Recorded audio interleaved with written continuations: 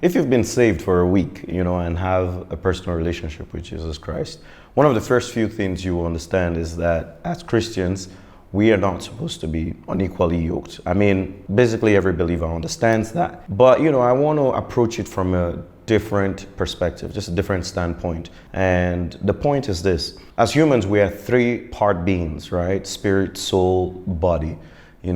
In our body, we have world consciousness. That's where you feel cold, you put on clothes, you want to be fashionable, and all of that stuff. You have itch, you eat, that's the body, right? In our soul, we have self-consciousness. That's where you get anger, pride, malice, happiness, joy, depression, and all that stuff. That's the soul man. But in our spirit, that's where we have God consciousness. So when we get saved, we are saved in our spirit. Our soul is still being saved. That's why you can still have bad thoughts as a Christian.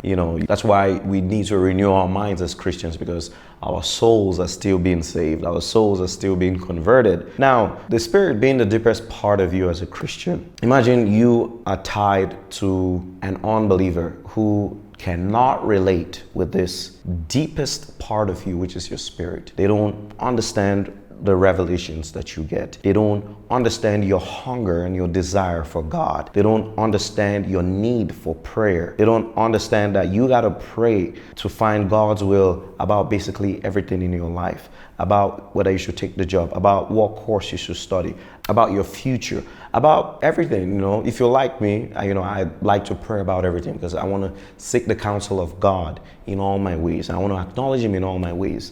So imagine this deepest part of you. If I ask every believer, what is the most intimate part of you? What is it that, no one can really take away from you? I believe a lot of people will say their relationship with God, or their just God and their spiritual life. And that's the deepest intimate part of you as a Christian, as a person who is a believer. Now, you can't share that with the person whom you intimately love in your body, in your flesh, right? So there now is a disconnect. So you love this person on your soul level, on your body level, in your flesh level, but you can't really connect in the spirit, And when that is missing, it is almost as if you are worlds apart. You are like two different people. So don't be unequally yoked with unbelievers. Goes way, way beyond just being with someone who is an unbeliever. It's the fact that you cannot connect